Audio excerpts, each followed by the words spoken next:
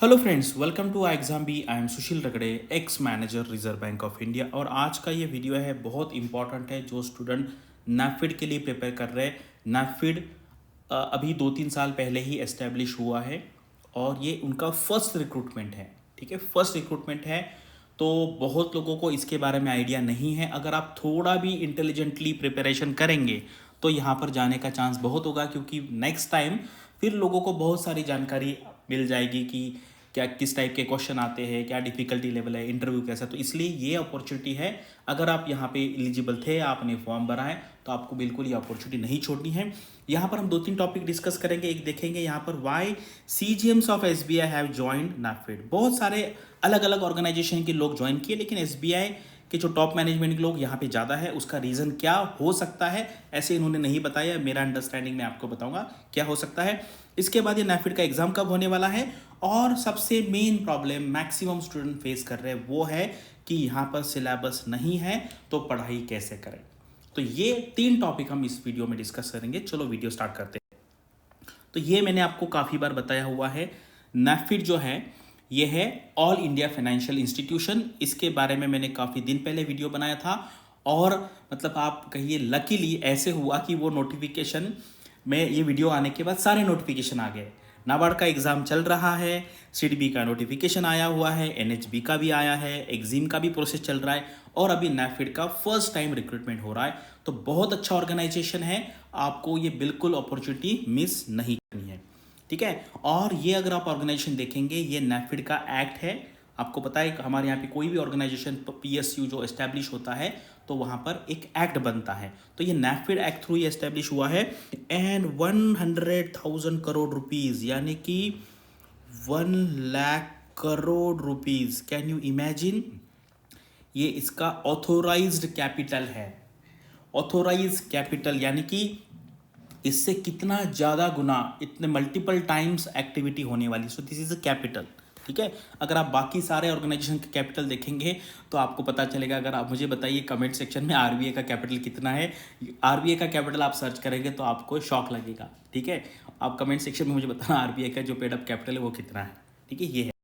इसके बाद अभी यहाँ पर ये मैं आपको बताना चाहता हूँ कि अगर आप देखेंगे, ये सर जो है ये CGM रह चुके थे, कहाँ पर, SBI में।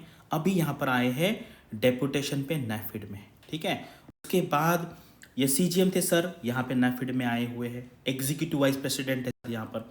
उसके बाद ये सर DGM थे, बैंक ऑफ इंडिया में थे। उसके बाद ये सर SBI में थे, डेप्यूटी मैनेजिंग डायरेक्टर।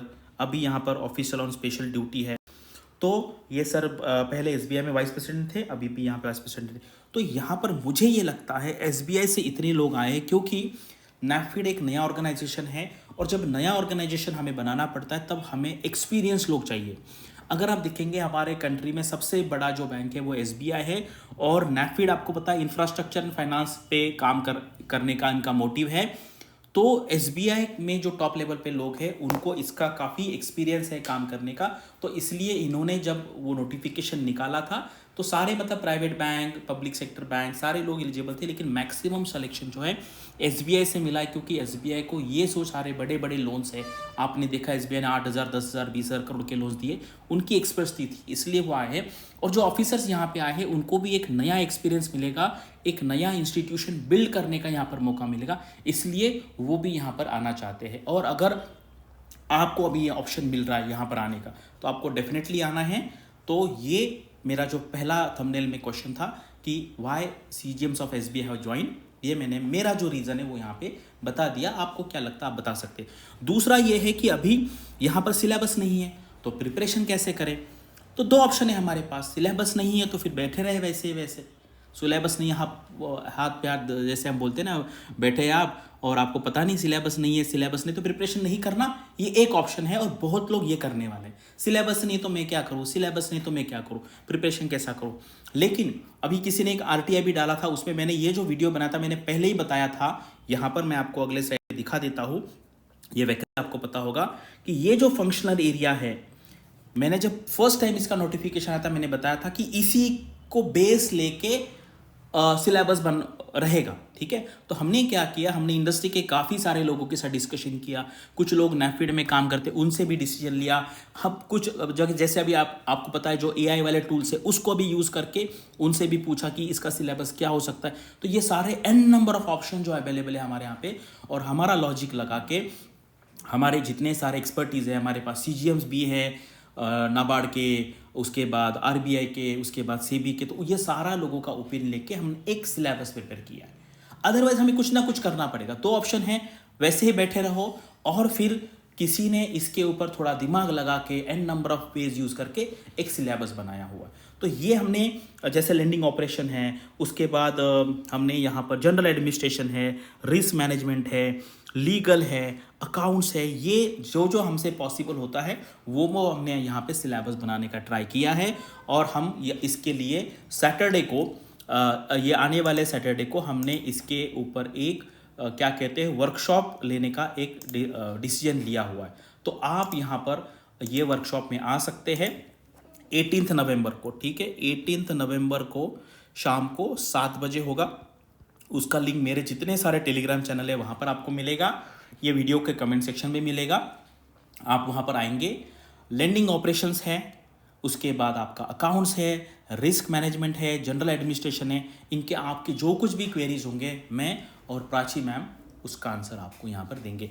और अब आते हैं लास्ट पॉइंट कि जो इसका एग्ज़ाम होने वाला है 16 दिसंबर को, थर्ड सैटरडे है, उस डेट को होने वाला है। आकाश यादव सर ने कल एक वीडियो बनाया था, उसमें बताया है। आज है 15 नवंबर, यानी कि आपके पास एक ही महीना है।